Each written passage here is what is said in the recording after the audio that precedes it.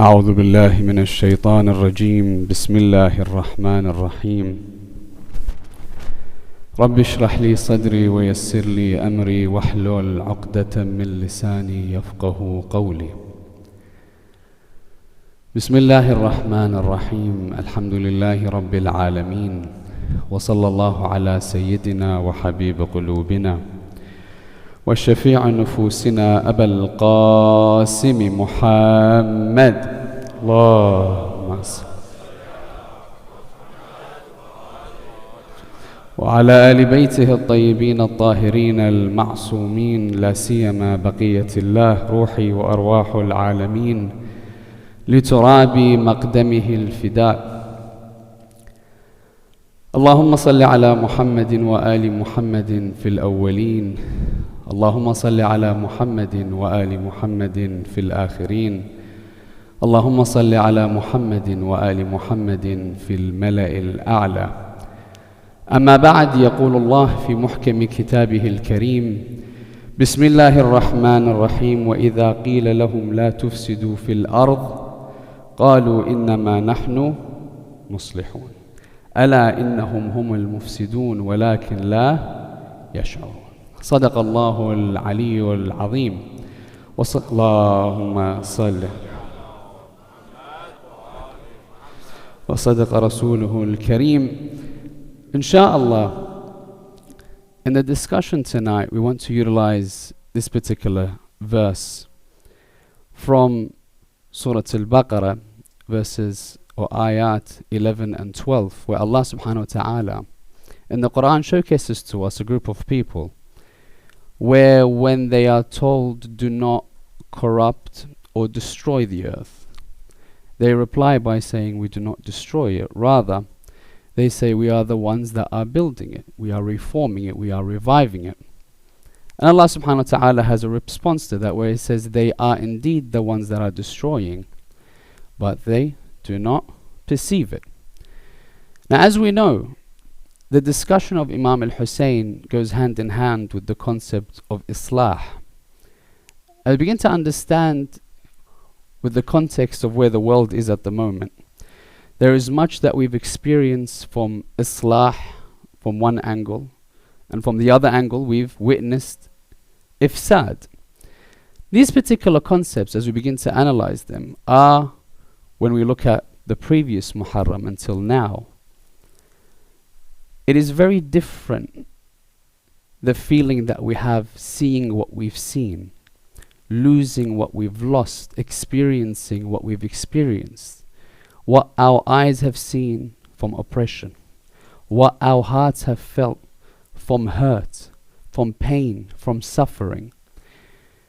The people or the personalities that we've lost on the way, that have sacrificed themselves for this understanding of standing alongside those that are oppressed, is very interesting, because all of a sudden the world sees something that's occurring within the Middle East, and you begin to see in a holistic manner that there is a group which are oppressed and that there is an oppressor.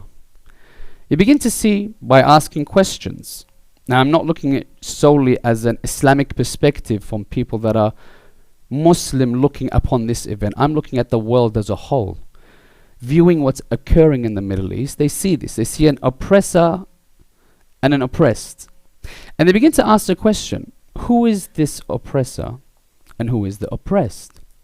And then we all understand who the oppressor is. But then they begin to ask the question, who are these, or this group of people that is oppressed? And the answer would come forward and say that these people are Muslim. So then they ask the second question, well, hold on, if they're in the region which is the Middle East and they are Muslim, isn't the entire region known to be the majority in Islamic countries? The reply would be, yeah, without a shadow of doubt. They're all Islamic countries. But then they say, hold on, we understand that there's a statement that someone that is amazing in his stature and even greater in his understanding that comes forward and says that there are two types of people, either your brother in faith or your equal in humanity. If these Muslims take from this personality none other than Amir al-Mu'mineen Ali ibn Abi Talib. Allahumma salli. Then they need to understand this concept of if they are being oppressed, where is their brother in faith to assist them? And then they begin to understand that all these countries that surround all of a sudden are silent. Rather, they're shaking hands with the oppressors. Now when you begin to see this, they begin to see who is the main countries that are coming forward to assist the oppressor, or the oppressed, sorry. So the countries that come forward and assisting those that are oppressed are very namely, aren't they? Yemen, Lebanon, Iran, Iraq. To a greater degree, they'll find that there's a common denominator. They begin to ask questions, why are these countries supporting the oppressed? Where are the rest of the Muslims? The ones that are shaking hands to sign treaties that have allowed haram to be served in countries, that have allowed places of disbelief, that have allowed places to be established which displease Allah in what is served, what is practiced, and what is purchased. But all of a sudden, these are the same people that have the keys towards the Kaaba. So they begin to ask with a question mark, what is this Islam that you try to preach if only 3 or 4 countries come forward and support those that are oppressed? It's one thing to talk the talk, but when it comes time to put blood where your words were, then you'll only see 4 people or 4 countries that come forward. So the question now is, with the world watching, why is it that Yemen, Lebanon, Iran and Iraq come forward? What's the common denominator? Question.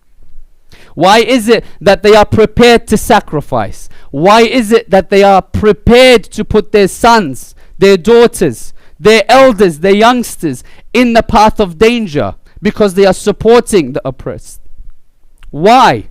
Why is it that we've lost one of the greatest leaders that with his finger can bring the tyrant to his knees? Why? Why have we given all this up? The common denominator, the reason why all these 4 countries have a principle that they share in common. If you want to ask a question, they'll come forward because they'll begin to ask and they'll find the common denominator in 4 letters.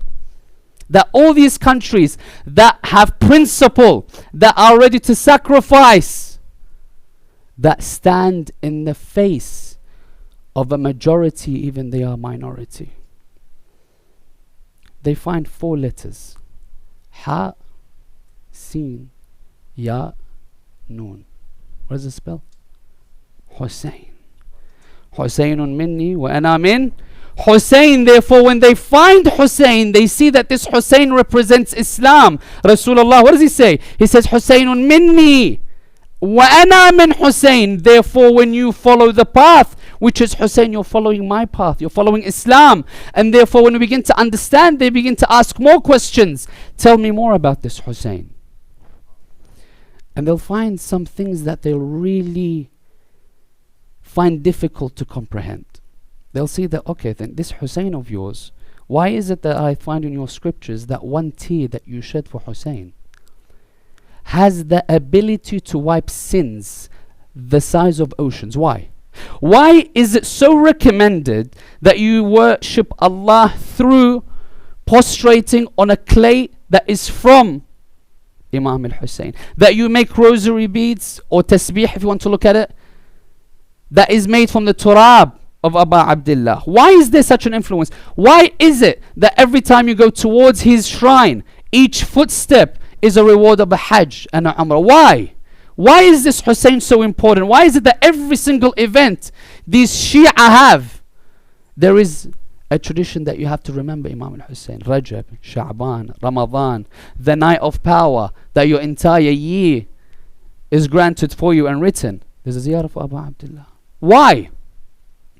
They begin to ask the question. So what reply do we have?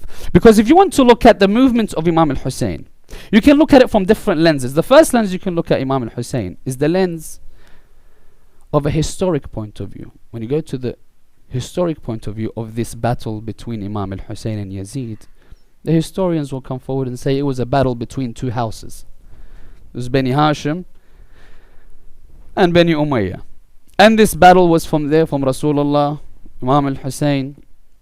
It will continue till the end of time, where we have the descendant of Imam Hussain and the descendant of, let's say, Bani Umayyah from Sufyan, known as the Sufyan. You will have these two families fighting each other until the end of time. So the historic perspective is there. They can preach Hussein's movement in that perspective. You go towards, let's say, a historic Islamic perspective other than that of the Shia Islam faith, then you'll see, no, it's a more of a discussion and a dispute between Khilafah, who should be in a position of power, and they fought each other for that position. And Allah will have both of them in heaven, according to them. Anyways, but the discussion tonight that I want to look at is one that I have rarely seen discussed, and I believe there is an importance for this particular topic to be discussed. Because many of us, when we are asked, now that everyone's asking, who is this Hussein? People outside the Shia faith are asking, who is this Hussein? People that are not Muslim, who is this Hussein? What did he do to achieve such a great status in Islam? What did he do? Now, when we as Shia begin to try to analyze this aspect of the movement of Imam al-Hussein, many of us would think that if we were asked, why did Imam al-Hussein rise? Many of us would think there's just one answer that the ulama have come forward with. But when you begin to look at the different teachings and the ideas that are presented from our ulama, you'll find there are more than 10 difference of opinion of the reasoning why Imam al-Hussein rose. More than 10. Tonight I want to discuss 5. To begin to analyze the different angles people will look at the movement for Imam al-Hussein, to see what is the true reason why Imam al-Hussein went out and sought to allow his sacrifice to be a reform and a revival for Islam. I'm going to do this by asking 4 questions tonight. The first question is, what do we understand about the concept of the wording of Islah and Ifsad? Sulh wal Fasad. Taking into perspective the verse that we quoted earlier. So what does Islah mean? What does Ifsad mean? Secondly, we want to look at a letter that Imam al-Hussein wrote towards his brother Muhammad ibn al-Hanafiyyah that establishes the principles of the movement of Imam al-Hussein. The third question is, what are the 5 different opinions that come forward that we're going to discuss tonight from the ulama? What are the evidences that they provide for these arguments? And what are the question marks around each and every one of these discussions? And finally, where did the ifsad of the ummah start in accordance to our imams and our traditions? And inshallah, by answering these 4 questions, we'll have an understanding holistically of the different opinions, and indeed where the ifsad and the downfall began with the religion of Islam that needed Imam al-Hussein's islah. So inshallah, we can start the topic for tonight by blessing the majlis with a surah al-Mubarakat al-Fatiha, but before it, 3 of your loud salawat ala Muhammad wa ali Muhammad.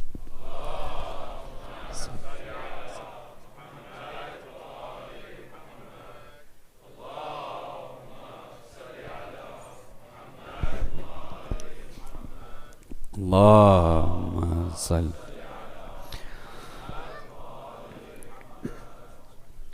Islah is used throughout the Holy Quran. Islah linguistically means as-salamatu min al-aib, meaning salama min al-aib means to protect or preserve from anything that can destroy, degrade, diminish, corrupt a particular thing. It could be anything. The concept is there. Take an example. If you take your iPhones as an example, you have its particular functionality. if you break the camera, all of a sudden the functionality is missing. There's something that is not complete about it. So therefore it's lacking something that it should have. Likewise, if you take a fruit, if that fruit is bad, let's say, then that fruit is not salim. It's not complete. It's not in a good state. So therefore, if we were to look at Islah, we were to look at the fact that Islam was complete. We all agree, because in Ghadir we understand that Rasulullah completed the religion. In اليوم أكملت لكم دينكم, today I've completed your religion. So Islam is complete. Wasn't complete before. 124,000 prophets wasn't complete until the hand of Amir al-Mu'minin is raised. Now I've completed your religion. But now something has occurred of an aspect of ifsad in order for there to be Islah. Do we agree? If it was complete, then there's no need for Islah, is there? There's no need for revival. There's no need of perfecting something that's already perfect unless something has been taken away. Now that concept is there. Now, how it is used, how it's manipulated, is a discussion for a different day, because a very lengthy discussion, how people can use this concept of Islah, that I want to perfect for you your lifestyle, and they'll make that which is haram, halal, halal, haram, etc. because of how they manipulate it for you. That's a different discussion. Discussion today is the Islah of Imam Hussain. In his letter that he writes towards his brother Muhammad ibn al-Hanafi, I want to read it out to you to understand the different dimensions that Imam al-Hussain tried to preach within this particular letter to each and every one of us, to showcase to us at a very brief understanding how he tried to show who he was and how he was going to reform. So he starts off by writing, Bismillah ar-Rahman ar-Rahim, Inna al-Hussain yashhadu an la ilaha illallah wahdahu la sharika lah wa anna Muhammadan abduhu wa rasuluh. Allah. The ulama come forward. What do they say? They say just the first line wants to showcase to the people, look at the usul ad-din. The usul, he says here, he mentions Allah and his tawheed, and he mentions the prophethood. They say in the tawheed of Allah, the extension of that is adala. The extension of prophethood is imamat. So in the first two lines, he's already spoken of four of the usul ad-din. Do we agree? Just to showcase what kind of reform already he's trying to start. The next line, جاء بالحق من عند الحق. He brought truth from the truth. وإن الجنة والنار حق. That heaven and hell is truth. وأن الساعة آتية لا ريب فيها. That the hour will come. There is no doubt about it. وإن الله يبعث من في القبور. Resurrection. So now all of the five are mentioned within his speech of Usul ad-Din. Now what does he say? إني لم أخرج أشرا ولا بطرا. Now أشر and batir, in a very brief aspect, is someone that acts when he is overwhelmed with emotion, whether it's been happiness or sadness. أشرا ولا بطرا ولا مفسدا. I've not come out to corrupt. ولا ظالما. And I have not come to oppress. Why have I risen? Why have I come out? Why have I started this movement, this reform? It says very clearly, إنما خرجت لطلب الإصلاح في أمتي جدي. Now, this is where the concepts start. So Imam al-Hussain has come out, طلب الإصلاح في أمتي جدي. So why is it that we have all of a sudden all these different opinions that come forward to suggest there are different reasons why Imam al-Hussain rose? Let's take the first one. The first opinion suggests the following, that the mission of Imam al-Hussain was a specific, allocated, special circumstance for him and him alone. Example, Rasulullah has particular circumstances that is specific to him only. As an example, Salat al-Layl, for each and every one of us, is Salatul Layl wajib or mustahab? Mustahab. We all agree? For Rasulullah, is Salatul Layl wajib or mustahab? Wajib. Specific to Rasulullah or not? Specific. Now, we all, the ladies are not going to like this, but we're all allowed 4 wives. Do we agree? Is Rasulullah? No, none of the men agreed. Islamically speaking, you're allowed 4 wives. Do we agree? Okay. Rasulullah, is he Islamically allowed more or not? He is allowed. Is that specific for Rasulullah or not? It's specific for Rasulullah. So the first opinion comes forward and says that Karbala and the movement of Imam Hussain was specific only to him and no one else. That sacrifice was ordained by Allah, and it's a specific task only to be carried out by Imam Hussain, and it's very exclusive to him alone. Now, why do they bring forward? What is the evidences that they have on this particular perspective? So amongst the evidences, you say then, look at his statements. If you analyze some of his statements, the first opinion suggests that these are the evidences that we can bring forward. The first one says, when he's asked by his brother, why are you going out? I can advise you. I can tell you how they are. I can. And he'd speak to Muhammad ibn al-Hanafiyyah for hours on end. They would say that they would even start crying with each other. And then when they go up, Imam Hussain said this statement: Sha Allah an yarani qatila. Allah has so willed that he sees me a martyr. He says, okay, if Allah has willed for you to be a martyr, what about these ladies that you're taking with you? He says, وَشَاءَ اللَّهَ أَنْ يَرَاهُنَّ سَبَايَا. Allah has ordained that they will be taken captive. So they say if they take this perspective, then it is a special requirement exclusive to Imam al-Hussain only. What other evidences do they bring forward? They say that when Rasulullah, when Imam al-Hussain was asleep, Rasulullah comes to him in the dream. Do we have the tradition or not? What does Rasulullah say to him? He says that your grandfather awaits you. Your father awaits you. Your mother awaits you. Your brother awaits you. But it's not right now. Why? He says, because there is a position for you in Jannah. إِنَّ لَكَ فِي الْجَنَّةِ دَرَجَاتٍ. Then how do you attain it? لا تنالها إلا بالشهادة. That there is a position for you ordained that you will not achieve except through your martyrdom.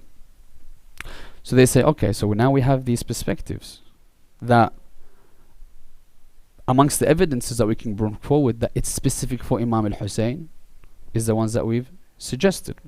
Other ones that come forward and say that he himself would say that خُطَّ الْمَوْتِ عَلَى وِلْدِ آدَمَ, saying to people that I'm already going to die. I know that I'm going to be martyred. Because he's saying to everyone before he leaves that Allah has already bestowed death upon the sons of Adam, like he's bestowed or he's circulated the jewel or the necklace around the neck of a girl.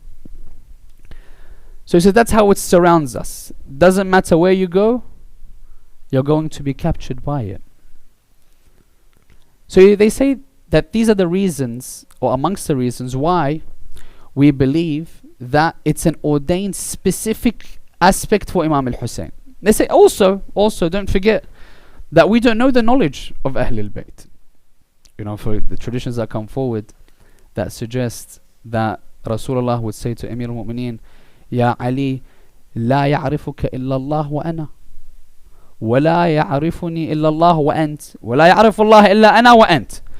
So this perspective that it says, oh Ali, no one knows you except Allah and me, no one knows me except you and Allah, shows cases to us that how can we ever truly know the personalities? Can we ever reach the understanding of the salah of Ali? I mean, we have this tradition that says Zayn al-Abidin would say to one of his servants, bring me the book that showcases the prayer of Ali. And this is who? Sayyid al-Sajidin. The one that used to prostrate so much that his skin would form upon skin, he had to clip it off. Sayyid al-Sajidin. He'd take that and it would fall from his hand. He says, Aina, where are we from the worship of Ali? What do we understand? What do we understand? He says, therefore we could not comprehend the knowledge that they have and the understanding from Allah subhanahu wa ta'ala. So how can we ever understand Karbala? How can we ever understand Hussein? That we say that the first opinion is that it's specific to Imam al-Hussein and no one else. Okay, now it sounds all well and true, but now then we have some questions that we raise. The first one is that it would go against some of his wordings. As an example, he makes it very clear that the way that I want to do Islah doesn't say through Shahada. He says Amr al-Ma'ruf, Nahi al-Munkar amongst them. But then he says the following. He says مثلي لا يبايع مثله. So all of a sudden it's if it's inclusive versus exclusive. If it's exclusive, just like Rasulullah, we don't have to have wajib salat al-layl. We're not allowed to marry more than 4 because it's exclusive to Rasulullah. Now if it's exclusive to Imam al-Hussein, if it is exclusive, then how can I draw comparison to my life? How can I now take him as an example? If I say that it's exclusive to him and it's exclusive to Karbala and it was a one-time event in 61 AH, how can I then use it to live my life if it's exclusive? But then he says مثلي لا يبايع مثله, drawing an aspect of inclusivity in the idea that any a time you find yourself in an aspect where your principles are challenged, that you see an oppressed, that you see that which displeases Allah, that you see there is a time where you have to choose between right and wrong, a time where comes the point, like Imam al-Hussein says, بين السلة والذلة. Silla, what does it mean? Many of us say the statement, but sometimes we don't allude to the perfection of the wording of the Imam. بين السلة, Silla literally means يسل سيفه, meaning to take out my sword. Silla, تسل سيفك, you take the swords out of their sheaths. بين السلة والذلة, humiliation. If you are put in that perspective, like we see many people nowadays that are being put into that perspective, why these countries are coming out is because they hold on to Hussein, and Hussein once upon a time, 61 AH, resonates with us today. He says then that if I am being given a choice between Silla and Dhillah, he says hayhat minnal dhillah, never shall we be humiliated. Do you think it's easy for me and you, for our bloods to be shed, or the bloods of the grandson of the messenger of Allah? Who are we to be a speck in the dust under the feet of the Imam of our time? Such a grand sacrifice. And that's why, or one of the reasons why, you'll find when we hold on to Imam al-Hussein, we'll achieve that which these 4 countries have been able to achieve. Because they say to themselves, look at the stand of that person, 72 against 30,000. But who was truly victorious? Who was truly victorious? So that's opinion number 1. The second opinion comes forward and says, no, the reason why he rose is to safeguard himself. Surah Al-Furqan, ayah number 63. وَعِبَادُ الرَّحْمَنِ الَّذِينَ يَمْشُونَ فِي الْأَرْضِ هَوْنًا وَإِذَا خَاطَبَهُمُ الْجَاهِلُونَ قَالُوا سَلَامًا. Amongst the translations for this verse, وَعِبَادُ الرَّحْمَنِ الَّذِينَ يَمْشُونَ عَلَى الْأَرْضِ هَوْنًا, they say that it is the righteous, ibadullah, meaning these infallibles, these salihin, yamshun al ardi hawlan, meaning that they always are in a state of being wary and safeguarding themselves against anyone that tries to attack and kill them. Tradition. Likewise, Musa, khaifun yataraqab, was wary, safeguarding himself. Likewise, one of the signs of Imam Sahib al-Asri was Zaman is likewise Khaifin. Allahumma salli ala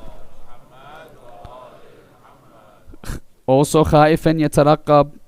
So now they say then, okay, give us your evidences. Why do you think that the Imam only did his movements to protect and preserve himself? They say, well, look at his movements. They said, well, from Medina, either he gives the bay'ah or they would take his life. So he moved from Medina to Mecca. Mecca, likewise, there was a attack on his life. Even if he was holding on to the Kaaba, he left Hajj early. Why? Because there was a threat on his life. He went to where? To Kufa. He didn't go to Karbala, they say. He went to Kufa. Why? Because the letters came.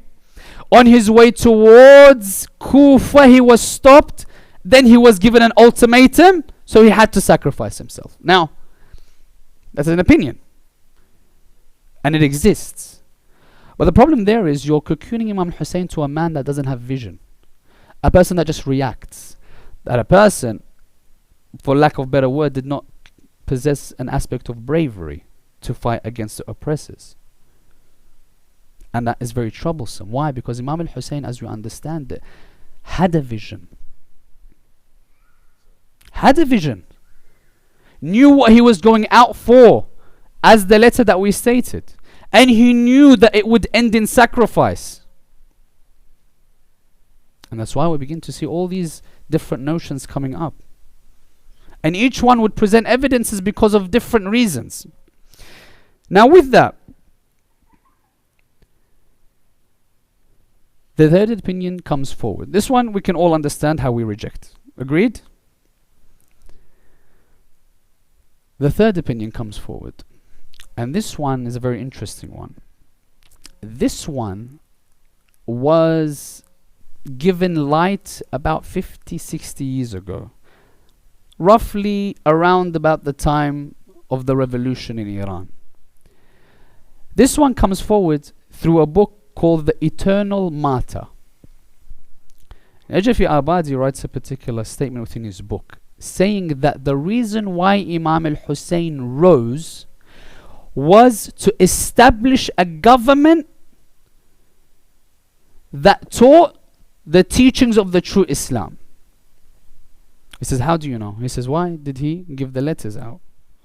Lest he wanted to go to Kufa to do what? To establish a government. He left Medina, he left Mecca, took his family with him to establish a government, so that through the government he can attain this aspect of Islah to the Ummah. Through establishing the teachings and reaffirming the teachings, correcting the wrongs that were corrupted in Islam, and re-establishing the same message that Rasulullah came with. Because Islam was going downhill. Ali ibn Abi Talib says, when I came towards Kufa, I used to tell the people there is no congregation in Mustahab.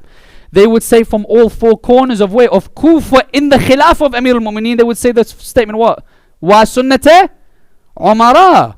It says, why are you changing the sunnah of Umar? It says, what about the sunnah of Rasulullah? I want to re-establish it.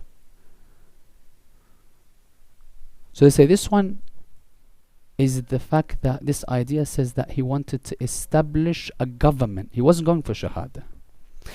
And the evidence that he brings forward is some of his statements. Amongst the statements that come forward, he says, وَلَكِنْ نُصْبِحْ وَتُصْبِحُونَ. We'll awaken and you will awaken. وَتَنْظِرْ وَنَنْظِرْ وَتَنْظِرُونَ. We will see and you will see. أَيُّنَا أَحَقُّ بِالْبَيْعَةِ وَالْخِلَافَةِ. So he says, as an example, tomorrow you'll wake up and see, and we'll see who is more rightful for the bay'ah, the pledge of allegiance, and the khilafah. Meaning what? Was he after martyrdom, or was he after a position where he can establish government? Through this statement, they say the evidences show that he wants to establish government. Other statements, he's talking towards Hur ibn Yazid al-Riyahi. You'll find it says, وَنَحْنُ أَوْلَى بِوِلَايَةِ هَذِي الْأُمُورِ عَلَيْكُمْ مِنْ هَؤُلَاءِ الْمُدِينِينَ بِمَا لَيْسَ لَهُمْ. He says, we have a greater authority on you with these issues than these people that want to have a claim on this particular position. Again, what is it issuing? The aspect of a position being established that you can govern from, to establish Islam where Islah comes from. That's opinion number 3. Now, the problem with this opinion, again, if we were to say that he went to establish a government, where does all the traditions go about خط الموت على ولد آدم خير لي مصرع, that Allah has chosen for me to sacrifice? Where does Rasulullah telling him that there is a position for you you will not attain except through your martyrdom? Oh Hussein, where are all these notions going then, if he only wanted to go to establish?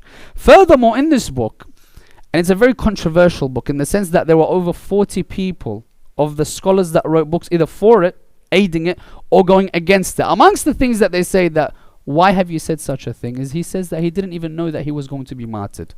Now, there's a discussion, but amongst the things he says, he didn't have knowledge of his martyrdom. Number what? Number 3. Everyone following? 2 more points, inshallah. Number 4, and this is the one that is the most popular. This is the one that, for example, Shaheed, Sadr, Mutahari would all lean towards. They would say the reason why Imam al-Hussein would go out in the manner that he did to try to achieve Islah was Shahada. But it wasn't Shahada like point number 1.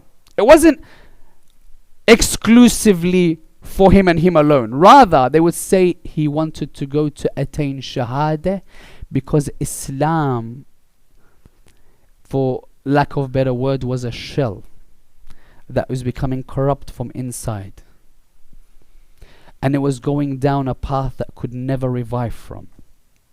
That the only way that they were able to revive Islam was to have a sacrifice so great and so grand that it would resonate the hearts of each and every one that heard it. That it would resonate not just then but through all time, to keep people steadfast on the correct path. To allow everyone to be reminded of the principles of steadfastness, of hardship, of sacrifice, of truth against falsehood. To assist the oppressed against the oppressor. All these principles and more. Look at us now. How many languages do we have majalis for Aba Abdullah? Have we even touched from the ocean of knowledge that we can gain? No. Such is the sacrifice. They say it was for Shahada, but that Shahada was for the revival. Now there's a 5th opinion, and it's a very interesting one. This opinion comes forward and suggests the following. It suggests that you need to make a difference between the ends and the means. Saying you're looking at Shahada as an ends, you're looking at establishing the government as an ends. He says no. He says, I want you to look at the Islah as the ends, the revival as the ends. And I want you to see whether Allah ordained that it was established the government, Islah would be established. If you went to Shahada, through that Shahada, Islah would have been established. Either way, I'm going to journey to see what Allah has ordained for me.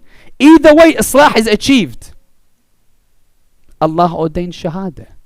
Amongst the traditions that come forward in evidence of this, they say Imam Hussain comes forward. He says, Ama wallah, inni la arju an yakuna khayran ma arad Allah bina qutilna am dhafarna. I want to pray to Allah that whatever He sees befitting, He allows to happen. Whether we are sacrificed in His path, whether we attain martyrdom or we establish. So you begin to see the ends is very different to the means. He says we're looking at Karbala as an ends. It didn't end in Karbala 61, did it? Look at us all here. As proof that it wasn't ending in Karbala. The Islah for the Ummah, which we have to understand. The Islah for the Ummah, the caravan of Imam al-Hussain, is going to come. When we say Islah, we want to reform, it's not just an outside reform, is it? It's an internal reform. The Yazid within us needs to leave us. and allow that Hussein to shine from within. That's what we need to understand. This reform for Abu Abdullah al-Hussein, when someone comes and asks you, who is this Hussein that you follow so wholeheartedly and you are ready to sacrifice for? Now you can tell them with certainty why he did what he did. Was it easy? Without a shadow of doubt, it was difficult. It required sacrifice, but it's because of the Islah of Islam that he gave up everything. Gave up everything. Gave up his 6-month-old Ali Akbar, the blood of his heart. Why? Why was it such that he had to do it? Where did the downfall start? Question. Where did the downfall start? When we go towards the traditions, you know, when we say when the Imam Mahdi Ajallah Ta'ala Farajahu Sharif would return, Allah,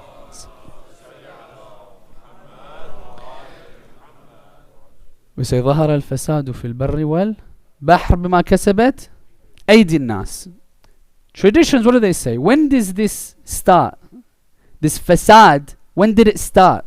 You know what the Imams say? They said this fasad started when the two statements came to be. What are the statements? Minna amir wa minkum amir. Who knows where that was? Where was that? Saqifa. Saqifa, they came forward, rejected Amir al-Mu'mineen and the Muhajirin and the Ansar. What they say? From us a prince and from you a prince. Fasad starts. Imam al-Kadhim, what does he say? In reference to the verse that we stated, Ayah 11 and Ayah 12 from Surah Al-Baqarah, when it clearly says to them that do not corrupt, do not destroy this earth. لا تفسدوا. They say what? إنما نحن مصلحون. We are the reformers. Imam al-Kadhim is asked who, where, when. He says when Islam was completed, they rejected that completion when they rejected the bay'ah of Amir al-Mu'mineen. Islam was complete. You take Ali away, what happens? It's incomplete, isn't it? When it's incomplete, all of a sudden you can begin. And how did they begin? How did they begin? Ziyarat Ashura, we have a statement. We say, may Allah remove His mercy from those that paved the way for the killing of Abu Abdullah. We say, لعن الله الممهدين لهم بالتمكين من قتالكم. الممهدين means those, obviously, that paved the way for the killing of Imam al-Hussein. And I want to draw comparisons tonight. I want you to draw comparisons. What happened that led towards Karbala? The philosophy is there. Traditions say, had it not been for Saqifa, Hussein's head wouldn't be on a spear. Zainab wouldn't be taken from one city to another captive. Imam al-Hussein wouldn't have to dig a hole with the edge of his sword. Wouldn't have to. Fidda wouldn't have to run to a burning door if they held on. But they rejected. And they thought that we are the reformers. I take you back to Karbala because I love to start with the person that is hosting the majalis, which is Fatima al-Zahra. I want to take you to a moment where Ali ibn Abi Talib is shrouding Fatima al-Zahra. He's shrouding Fatima al-Zahra. I want you to remember, moments ago before he's shrouding her, when he washes Fatima, Asma would narrate that I saw Ali ibn Abi Talib in a corner like I've never seen Ali in my life.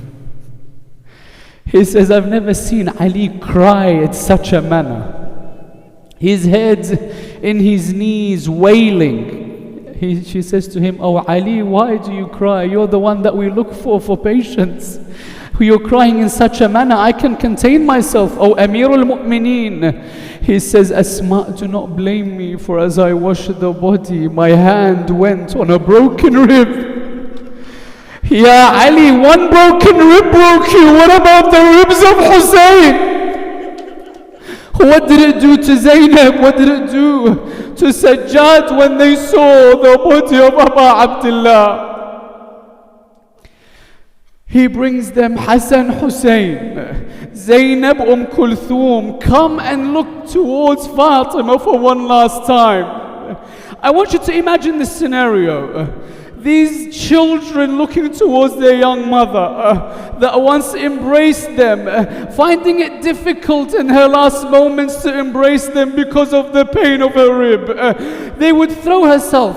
I want you to imagine Kulthum on one side, Zainab on the other. I want you to imagine Hassan towards the right hand side of Fatima to Zahra, throwing himself, saying, Ummah, Ummah, Fatima, reply to me. And now I want you to imagine a young Hussein throwing himself on the chest of his mother Fatima.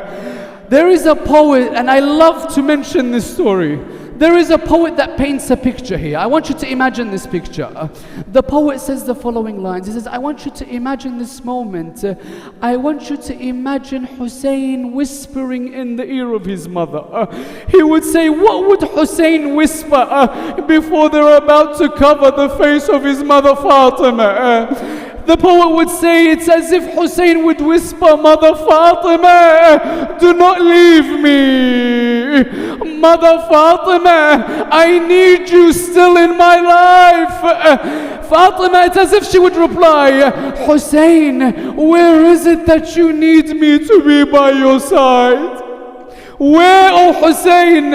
Hussein would reply, Mother Fatima, I want you to be there when there is no one left in my army. Mother Fatima, I want you to be by my side when my Ali al-Akbar comes asking me for permission.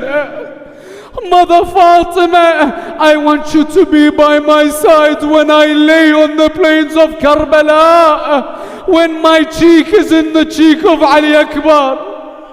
Where else, Hussein? He would say, Mother Fatima, I want you to be alongside me when my back becomes broken. Mother Fatima, I want you to help me lift the severed hands of my brother, for verily it's one of the heaviest things I carried. Where else, Hussein? Mother Fatima, I want you to help me carry a 6-month-old with an arrow in his neck. Mother Fatima, I want you to help me remove the arrow. Mother Fatima, I needed assistance removing the arrow from my own heart. Where else, Hussein, would you like me to be? He would say, Mother Fatima, I wanted you to be there when Shimr comes walking to me.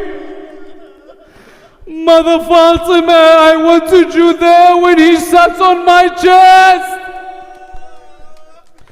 Mother Fatima, I wanted you to be by Zainab's side when my head is severed, when my head is placed on a spear. Inna lillah wa inna ilayhi raji'un wa sayalamu alladhina zalamu ala Muhammadin أي منقلب ينقلبون والعاقبة للمتقين